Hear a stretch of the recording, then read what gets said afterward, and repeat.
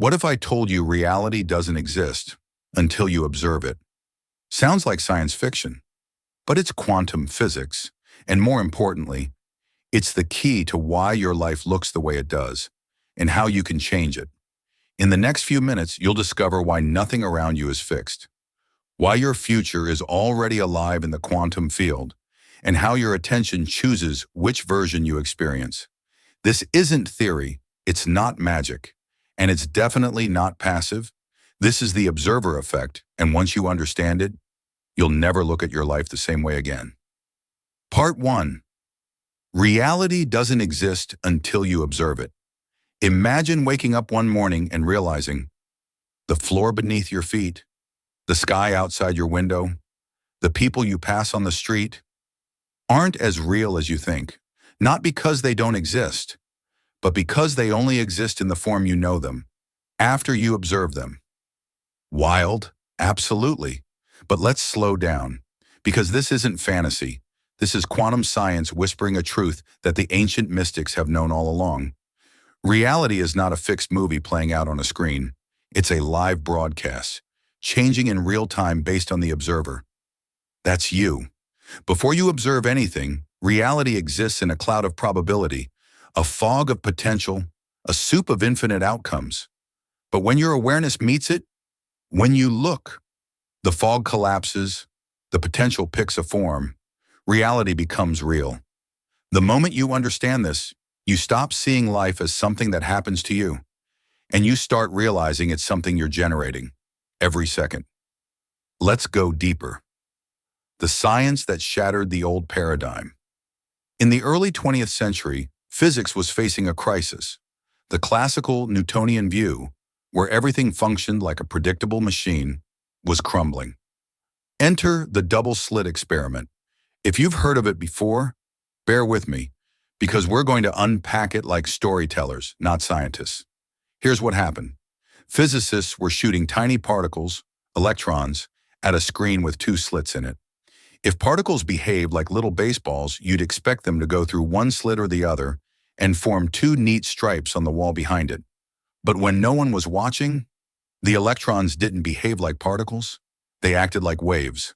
Instead of two stripes, a wave-like interference pattern appeared on the screen, suggesting the electron was somehow going through both slits at once, or neither, or something else entirely. But here's the twist. The moment a measuring device was added, the instant someone observed the path of the electron, the wave collapsed. The electron chose a single slit. It behaved like a tidy little particle again. Just by observing it, the scientists had changed what it was. Let that land. They didn't touch the particle. They didn't interfere with its path. They simply watched, and watching changed everything. Reality is a response system, not a set structure. So what does this mean outside of a physics lab? It means this. Reality responds to attention, and that attention doesn't need to be physical or verbal. It needs to be conscious. Think of your attention as a paintbrush, and the universe as a blank canvas. Before you place your attention on something, it's just potential, unformed paint. But the moment you direct your focus, you start painting. That's not a metaphor. That's a description of how matter behaves on the most fundamental level. Your awareness doesn't just reveal reality, it selects it. It instructs it. Which brings us to the uncomfortable truth that most people don't want to hear. If your reality feels repetitive, stuck, or limited, it's not because that's all that exists. It's because that's all you're observing. The myth of objectivity. You are never just a witness from birth. We're taught that we're here to see the world, to measure it, to learn about it. But what if I told you that every time you measure something, you're actually creating it? The myth of objectivity, of being a neutral observer, is shattered by quantum mechanics. You're not sitting on the sidelines of life. You're on the field, calling the plays, whether you know it or not. Let's take a simple, real-world example. Imagine two people lose their job on the same day. Person A sees it as the worst day of their life. They spiral into fear, self-doubt, and defeat. They start observing themselves as a failure. Person B sees it as an unexpected opportunity. They shift into creativity, possibility, reinvention. They begin observing a new chapter, same event, two realities, and neither is objectively true on its own. Each person collapsed their own version of reality based on what they chose to observe. The quantum field, your invisible toolkit. Here's where it gets even more interesting. At the subatomic level, everything is made up of energy vibrating at specific frequencies. What we call the quantum field is an infinite, invisible sea of energy where all possibilities exist simultaneously.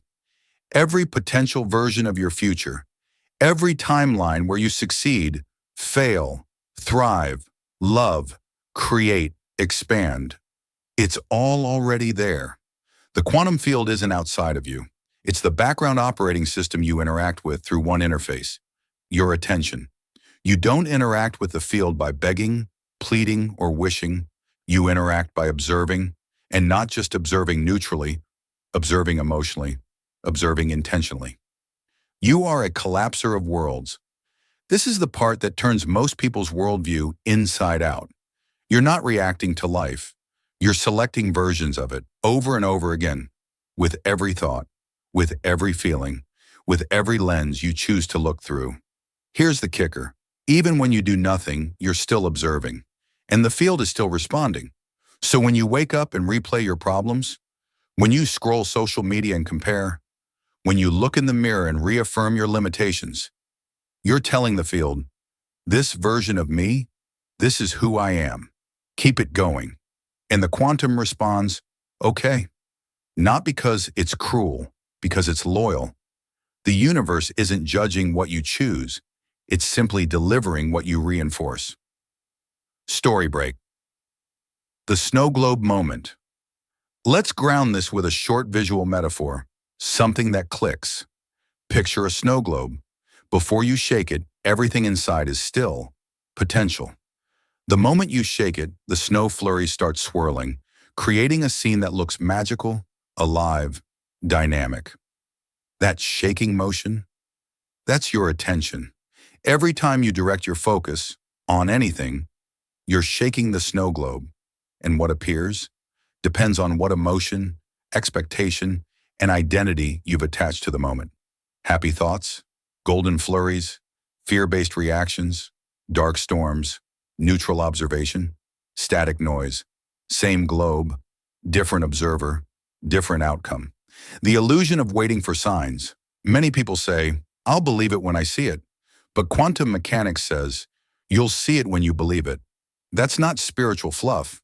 That's cause and effect in the quantum realm, because nothing appears until it's observed, and nothing changes until you change the observer, which means you are never waiting for a miracle.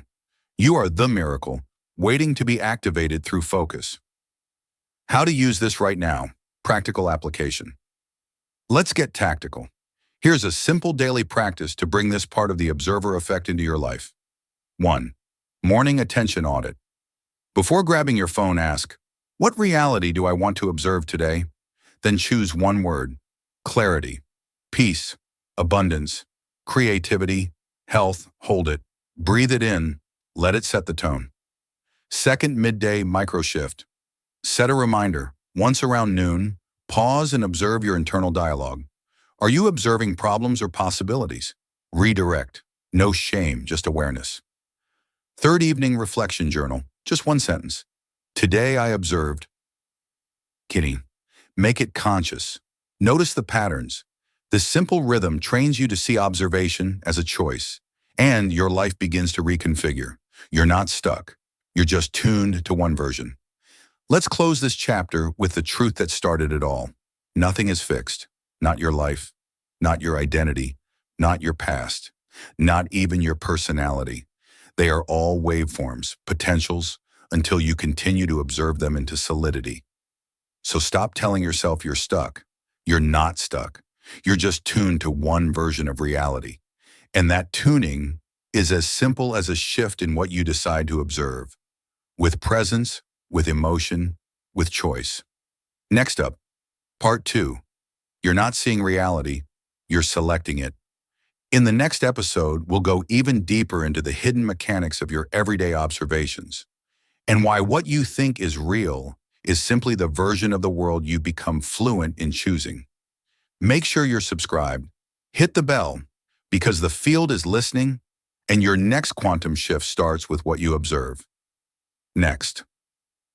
Part 2. You're not seeing reality, you're selecting it. The subtle lie you've been sold. Let me ask you something personal. How often do you feel like life is just happening to you? A bill arrives, a text stings, a plan falls apart, and suddenly you're trapped in a story you never asked for. We've all been there, and we've all been taught the same silent rule. Be realistic. Respond to what's in front of you. But what if I told you that the what's in front of you wasn't actually in front of you? Until you selected it? This isn't mental gymnastics. This is quantum precision. You're not observing reality. You're curating it, moment by moment, breath by breath. You're selecting timelines with your attention. You're broadcasting frequencies with your emotion. And the field? It responds with complete obedience, from passenger to programmer. Let's use an analogy that modern life has made very familiar. You're scrolling through Netflix, thousands of shows, infinite choices, but you only get to watch one at a time. You scroll, you click, you select. Once selected, the entire platform reorients. Recommended shows shift. Algorithms recalibrate. The system assumes that what you selected reflects what you want more of. Now imagine this. The quantum field works exactly the same way. Each day, you click on certain thoughts. You stream certain emotions. You binge on familiar beliefs. And then you wonder why life keeps recommending the same problems, the same patterns, the same plot lines. You're not cursed. You're just in an energetic feedback loop of your own unconscious selection. How selection really works and why it's not just thoughts. Here's where many people get stuck. They hear that they create their reality and assume it's all about thinking positive thoughts. So they try to slap affirmations onto old emotions. They say things like, "I'm abundant," while vibrating fear. They visualize success but walk around in defeat. This creates energetic incoherence, a mismatch between what you claim to want and what you actually broadcast. In the quantum field, your dominant frequency is what gets mirrored, not your momentary wishes, not your spoken affirmations. The field doesn't understand your language, it understands your energy. So when you select a version of reality by feeling it as true, you give the field a coherent instruction. You collapse possibility into form. But if you keep flipping channels, 1 second tuned to faith, the next to fear, you'll keep experiencing a glitchy feed. Moments of hope, interrupted by static. Reality isn't linear, it's multiple choice. Here's a radical truth. There isn't one future ahead of you. There are millions, they all exist in parallel. Right now, like layers of a giant cosmic jukebox, there's a version of you who's healthy, a version who's free, a version who broke the pattern, a version who never escaped. And these versions aren't metaphorical, they're energetic. Each version lives on a specific frequency, and you tune to that version with your state of being. Not your logic, not your hustle, not your willpower, with your consistent inner broadcast. The question isn't, what's possible for me? Quantum physics already confirmed everything. The question is, which version are you selecting over and over again without even realizing it? The dangers of unconscious selection. Let's make this real. Think about your morning routine. You wake up, you remember yesterday, you rehearse your problems, you reach for your phone, you compare, you scroll, you worry. Now pause. Without knowing it, you've already selected the same version of you that existed yesterday. Why? Because you're observing it, emotionally engaging with it, reliving it. And the quantum field says, copy that, reinforcing yesterday's version. This is why transformation feels so hard for most people, because they're trying to change their reality while unconsciously selecting the same identity. It's not that change is impossible, it's that it's being outvoted. Every observation is a vote. Let's break that down. Every thought you linger on, every belief you reinforce, every emotion you rehearse, it's a vote. And the field? It's counting those votes, not from a place of judgment, not from morality, but from a place of precision. So if you spend your day voting for limitation, even while wishing for expansion, the field delivers what received the most consistent signal. If 80% of your emotional attention is on fear and 20% is on possibility, guess which one becomes your lived experience? Exactly. This is why people say they manifested failure. They didn't fail. They just selected a version of reality that aligned with their dominant signal. The identity trap. Your biggest obstacle is who you think you are. Here's the hard pill no one tells you. You're not addicted to your circumstances. You're addicted to your identity. Your identity is the energetic story you keep selecting. I'm the anxious one. I'm the struggling artist. I'm the one who always gets rejected. I'm the one who never finishes anything. These identities feel familiar, safe, predictable. So even when the opportunity for change appears, your inner observer says, "This doesn't fit the version I've selected. Let's delete it." So you sabotage, you delay, you doubt. You observe the old story, and the field mirrors it back. And this isn't your fault. It's your unconscious programming trying to keep you consistent. But here's the quantum invitation.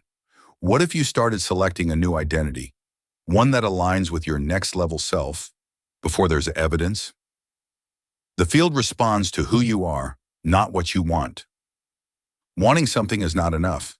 In the quantum realm, you don't attract what you want. You attract what you are. So if you want to shift your reality, you must become the version of you who already lives there. Not fake it, not pretend. But tune your thoughts, feelings, and focus to match that frequency, until your outer world has no choice but to reflect it. Let's say you want abundance. You can't just want abundance and observe lack all day. You have to begin being the person who feels abundant now, even if your bank account doesn't say so. This isn't delusion. This is energetic leadership. You lead the field. You don't follow it. The selection practice, tuning to the next. Here's how to start making conscious selections today. Step 1. Name the frequency. Ask, what version of me am I tuning into right now? Is it the fearful me, the powerful me, the creative me, the unworthy me? Be honest. Awareness is power. Step 2. Feel the shift.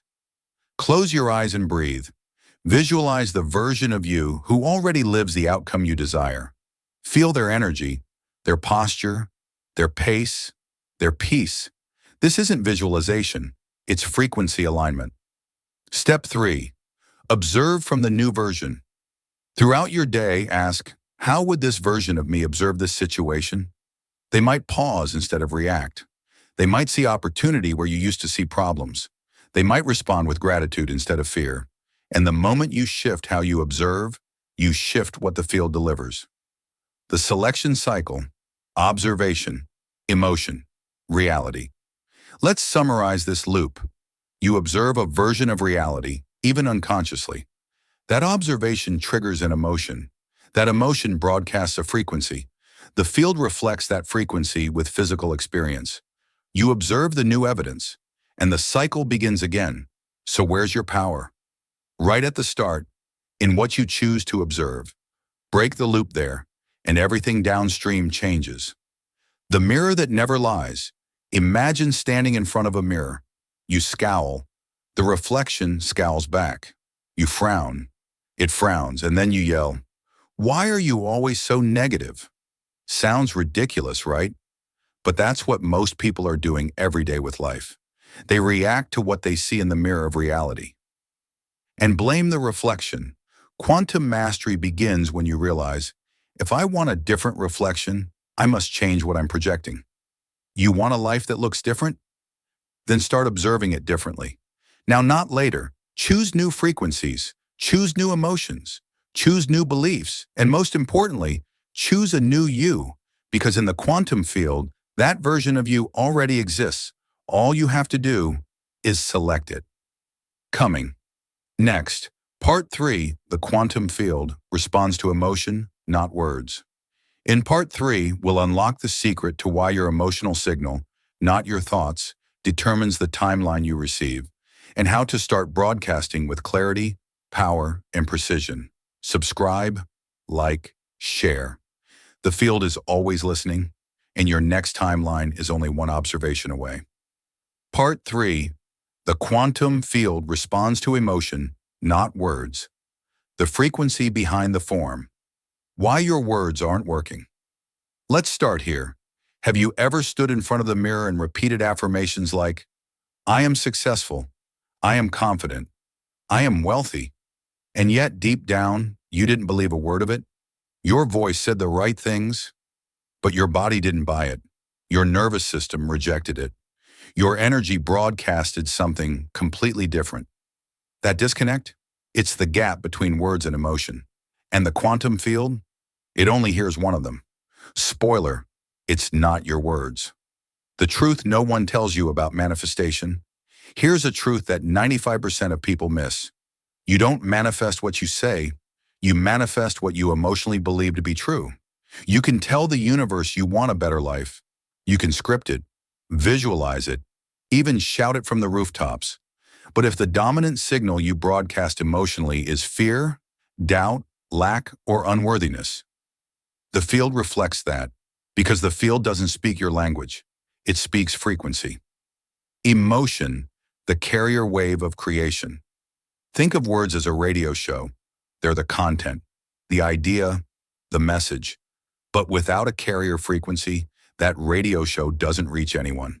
It never gets broadcast. In the quantum realm, emotion is your carrier wave.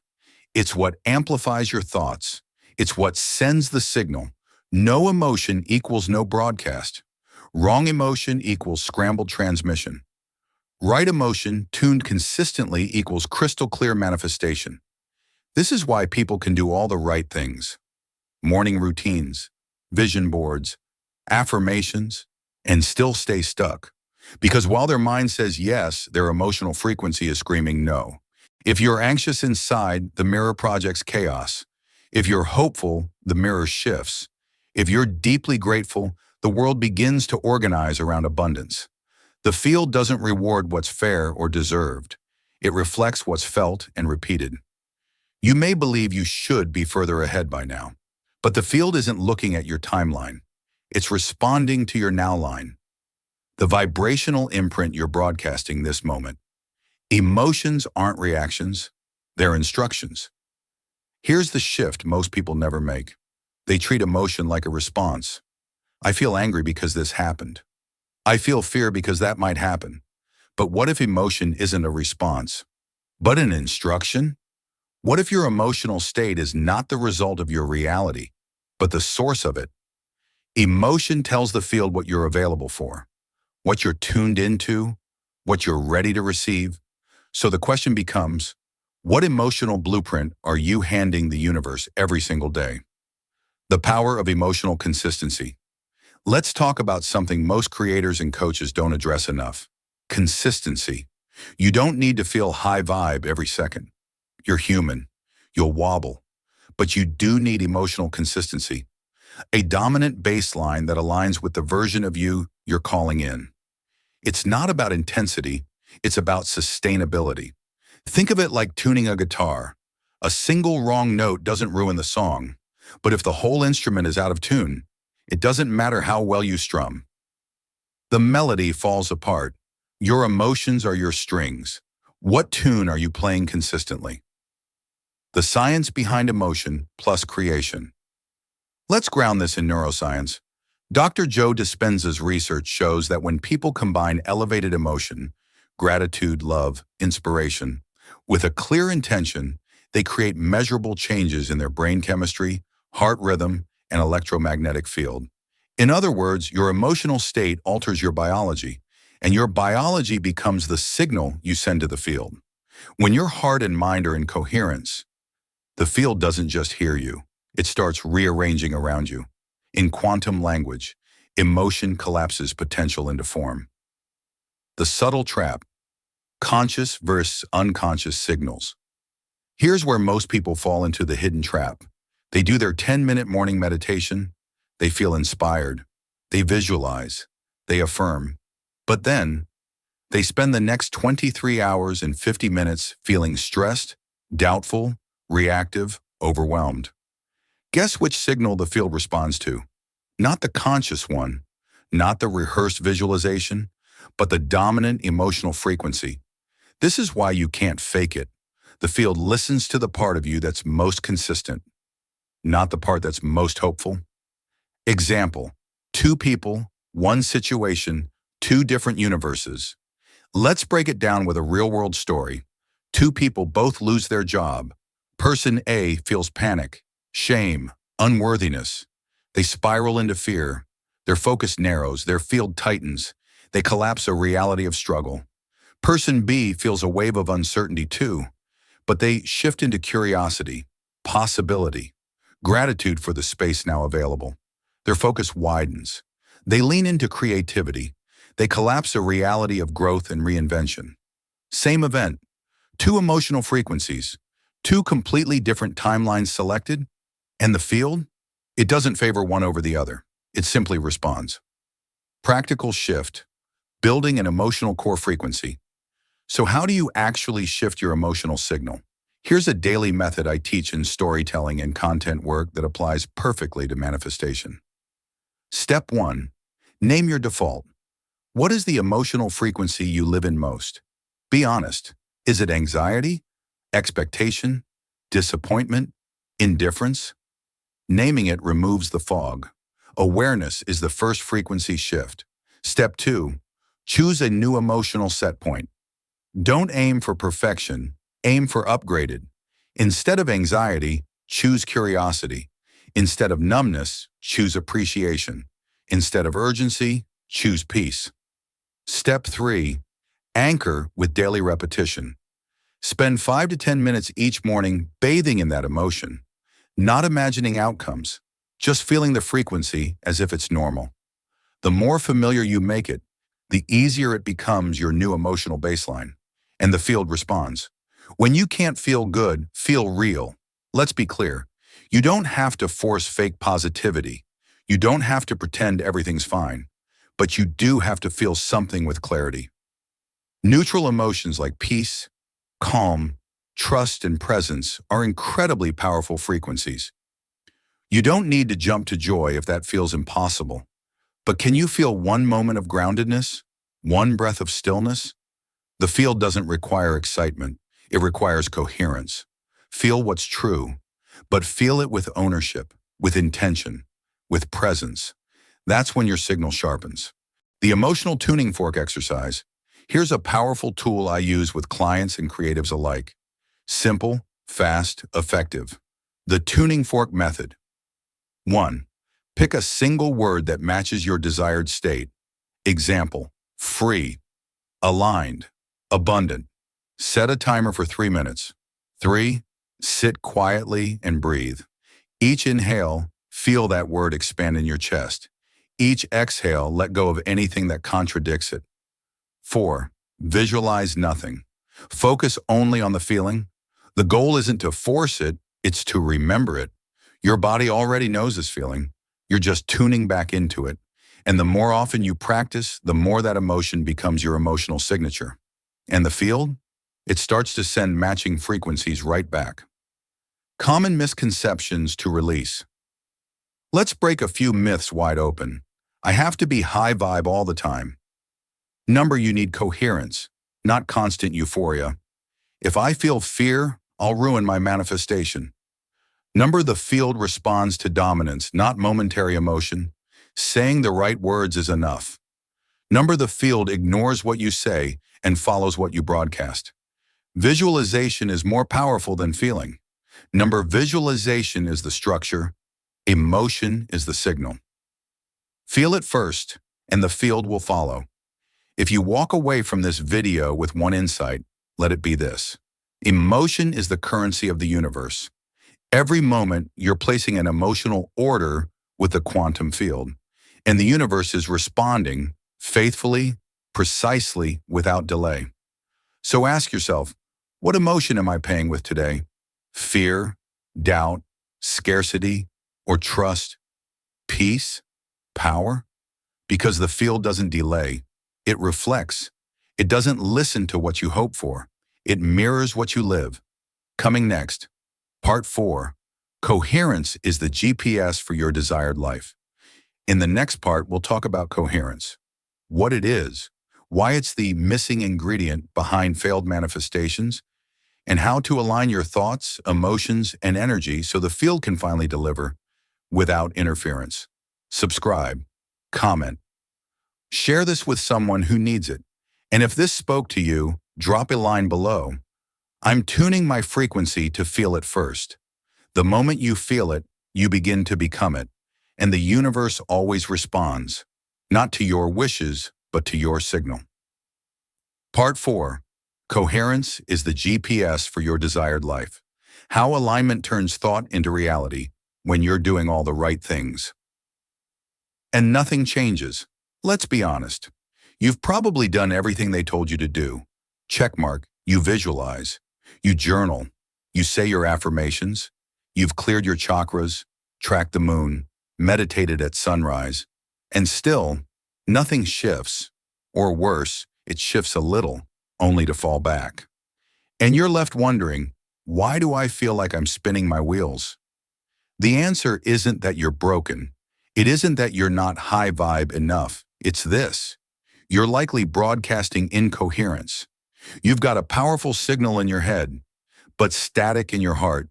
And when your frequency isn't coherent, the quantum field gets confused.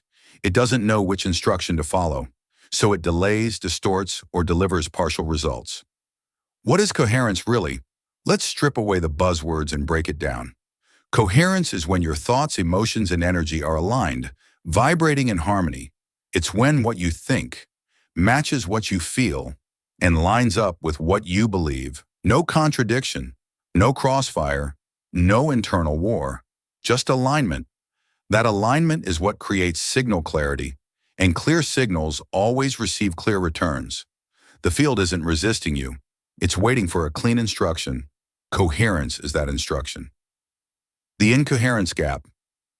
Why mixed signals create mixed results. Let's talk about what incoherence looks like in real life.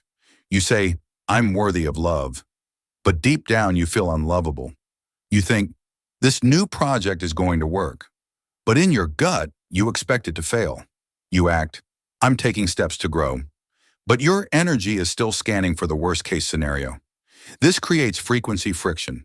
One part of you is moving forward, another part is holding the brakes, and in that tug of war, the field does what it always does.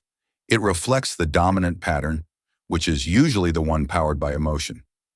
Your body is a broadcaster, and it's always transmitting.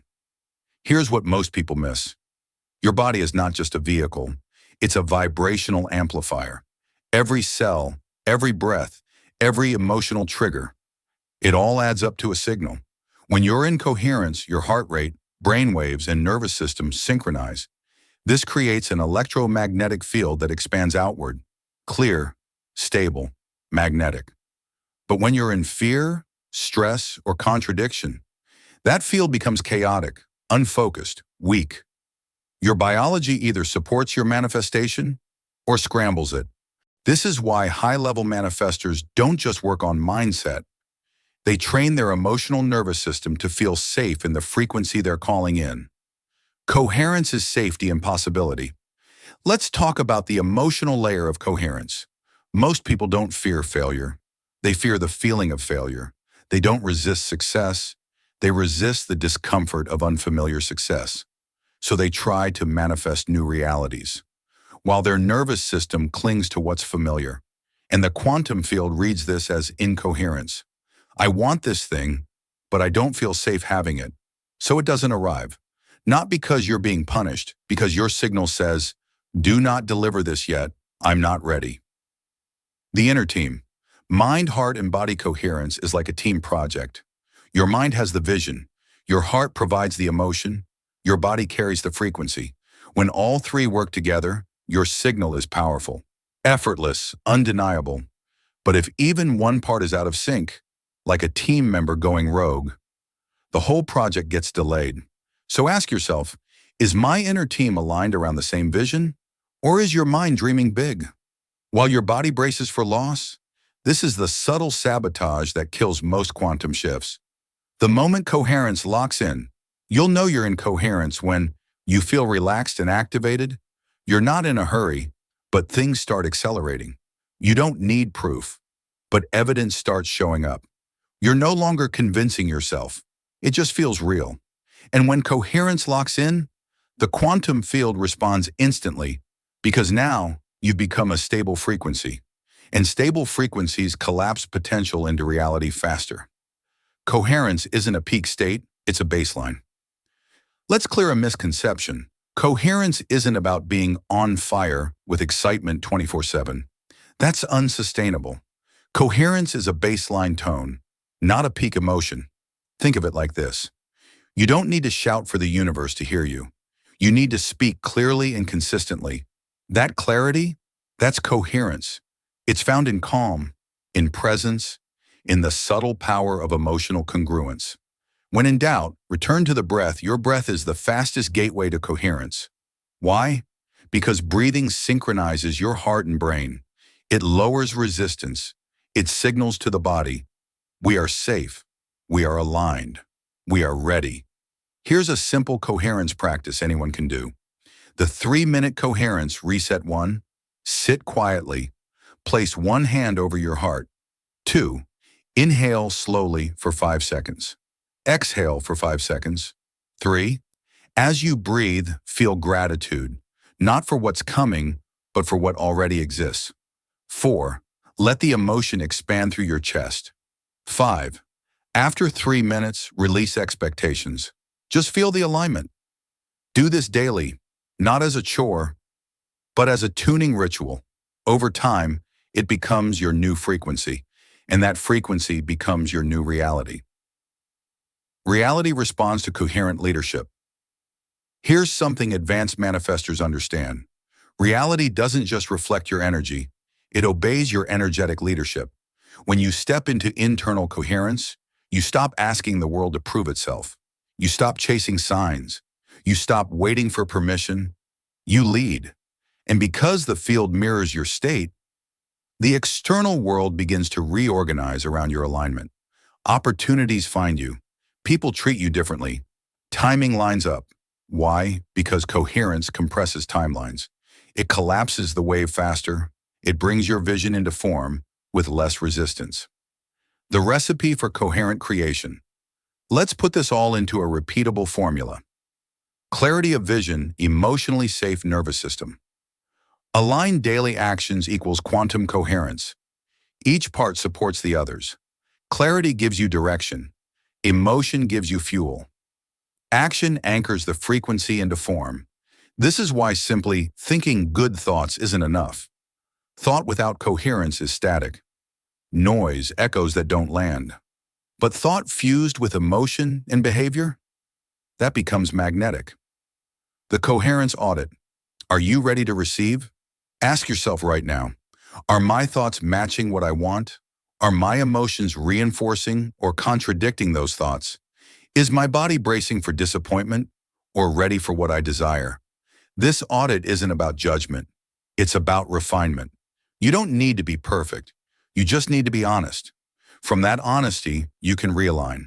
And that realignment becomes your new broadcast. Coherence is the quiet power that creates miracles.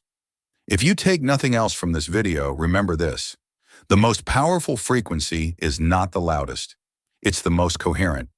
You don't need to force. You don't need to shout. You don't need to hustle harder.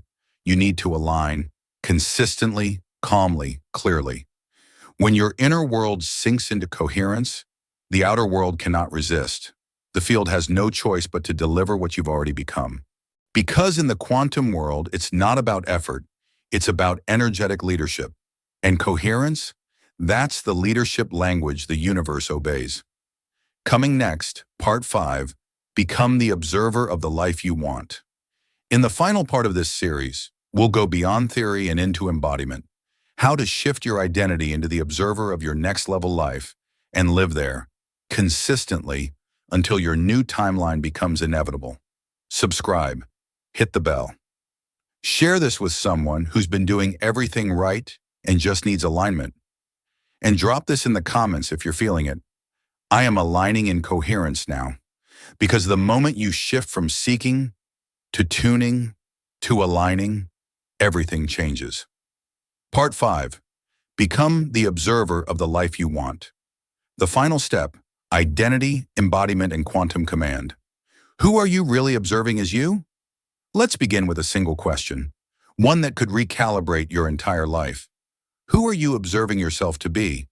Not who others think you are, not who you used to be, not who your resume says, but who you've been unconsciously watching through your own lens every day. Because here's the punchline that quantum physics and spiritual masters agree on. You become the version of yourself you most consistently observe, not wish for, not fantasize about, not occasionally glimpse during meditations, but the identity you habitually select and emotionally fuel. Your life doesn't respond to your highest potential. It responds to your most practiced frequency. Your current life, your most practiced identity. Let's strip this down. Look around your life right now.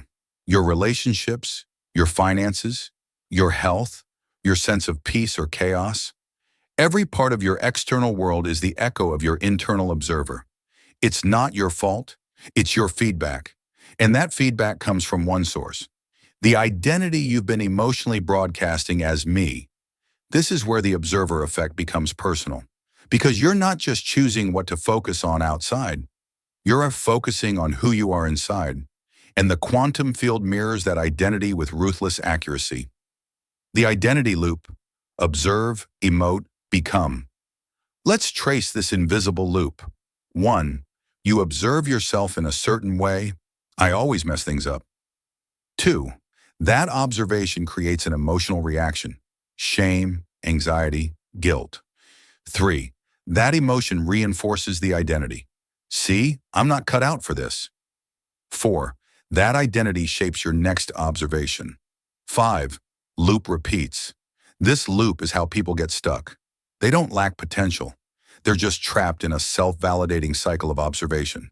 And until you interrupt that loop, no amount of goal setting or journaling will create lasting change. The quantum upgrade: observing a new identity into being. So how do you escape the loop? You observe a new version of you. Before there's evidence, before there's permission, before anyone else believes it, you step into a frequency that feels like a stretch. And instead of asking for proof, you become the proof. You start watching your life through the lens of your future self. Not your wounded self, not your past self, but the you who's already there. You tune your attention to their thoughts, their reactions, their choices. You walk like them. You breathe like them. You show up as them, quietly, consistently, unapologetically. The emotional landscape of the future. You want to fast-track this shift? Forget thinking. Go straight to feeling. Because every version of you carries an emotional signature. The version of you who's healthy, wealthy, peaceful, creative. They already exist, not in imagination, in vibration. You access them by tuning into how they feel, not what they have, not what they've accomplished, but how they experience being. How do they respond to uncertainty? What do they radiate in a room? What's their pace? What thoughts do they dismiss effortlessly? When you attune to these emotional blueprints, you create resonance, and resonance pulls reality toward you like gravity. Visualization: Furias's embodiment. The final shift. Visualization is a great tool, but it's just a window. Embodiment? That's stepping through the window and living there. When you embody the future you stop asking, when will it happen? You stop checking your bank account for evidence. You stop seeking external confirmation. You start transmitting identity in every micro moment. And that's when reality catches up. Because the field can't deny a coherent, consistent frequency. It must collapse into form. That's the law. When you're tempted to look back, let's talk about the gravitational pull of the past. The old you, your past observer, is like gravity. It wants you back. It wants to re-observe the wounds, the patterns, the familiar. It whispers, "That's not realistic. You're not ready. Don't get your hopes up." This is where most people relapse. not in action, but in observation. They look back, and the field responds by reconstructing the old. But here's your pivot point. Every time you resist the urge to reobserve who you used to be, you reclaim authority over your frequency. You are no longer letting memory collapse your present. You're letting vision do it instead. Reality shifts when you stop probing, start being. Many of us are unknowingly trying to prove we've changed. We speak it. We post it. We seek validation for it. But the field doesn't respond to your declarations. It responds to your integration. The moment you stop performing transformation and start living it, even when no one sees, that's when the shift locks in. You stop arguing with your past. You stop waiting for permission. You stop hoping someone validates the new you. You become a frequency, and the quantum field aligns itself accordingly. The identity installation. Practice as if. Living this exercise rewires your observer identity fast. As if calibration method. 1. Each morning ask, if I were already the future version of me, how would I move through today? 2. Write down, how would they talk? What would they say no to? What boundaries would they have? What would they celebrate? 3. Pick one behavior and live it that day. Not all, just one. Each repetition installs the frequency deeper until it becomes second nature. And suddenly you're not pretending. You're being. Becoming unavailable for old realities. At some point, your inner observer needs to make a quiet, firm decision. I am no longer available for certain versions of me. Not in defiance, in truth. There are thought patterns you simply stop subscribing to. There are environments you stop entertaining. There are people you stop energetically chasing. Not because you're better, because you've shifted what you observe. And what you no longer observe with emotional engagement can no longer exist in your field. That's not magic, that's physics.